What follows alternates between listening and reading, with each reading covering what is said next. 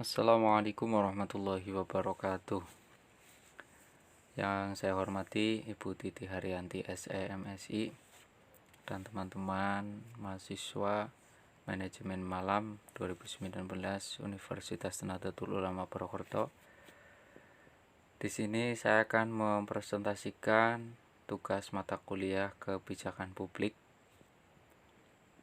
yaitu perubahan kebijakan, perumusan kebijakan, dan mengimplementasikan perubahan kebijakan.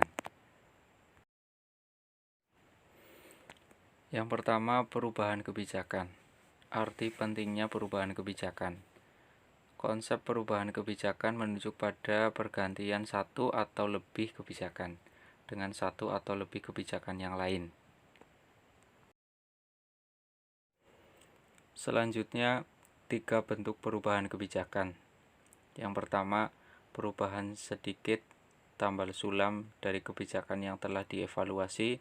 Yang kedua, pembuatan statuta baru dalam era kebijakan tertentu. Dan yang ketiga, perubahan drastis dari kebijakan publik sebagai konsekuensi dari munculnya pilihan-pilihan baru. Selanjutnya, faktor-faktor yang mempengaruhi perubahan kebijakan. A. Komunikasi. B. Sumber-sumber daya. C. Disposisi. D. Struktur birokrasi. Keempat hal ini adalah faktor yang mempengaruhi perubahan kebijakan. Selanjutnya, perumusan perubahan kebijakan. Siapa yang terlibat dalam perumusan perubahan kebijakan publik? Di dalam pemerintah ada yang pertama 1 eksekutif, kedua birokrat, yang ketiga politisi. Dan di luar pemerintahan itu ada yang pertama 1 kepentingan pribadi, 2 pengusaha, 3 kelompok kepentingan, dan yang keempat terakhir kelompok penekan. Berikutnya, kemampuan yang dituntut bagi perumusan kebijakan. Melihat kaitan kebijakan dengan isu eksternal. Yang kedua, melihat kaitan dengan isu internal. Yang ketiga, mengetahui apa yang harus dilakukan. Dan yang terakhir, mengetahui dampak positif maupun negatif. Ini adalah kemampuan yang dituntut bagi perumusan kebijakan. Sumber-sumber daya perumusan kebijakan.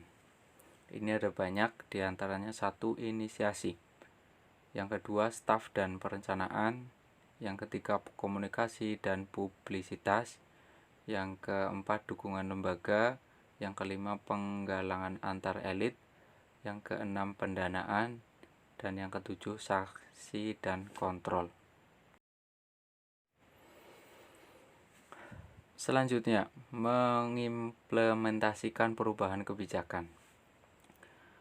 Ada beberapa hal mengimplementasikan perubahan kebijakan, diantaranya mengikuti perintah undang-undang, mengikuti perintah-perintah atau keputusan-keputusan eksekutif, dan yang terakhir memandang realitas dan bagaimana organisasi lain guna mencapai tujuan-tujuannya.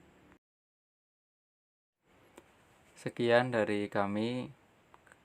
Apabila dalam penyampaian presentasi ini banyak kekurangan dan kesalahan, saya pribadi mohon maaf yang sebesar-besarnya. Saya akhiri.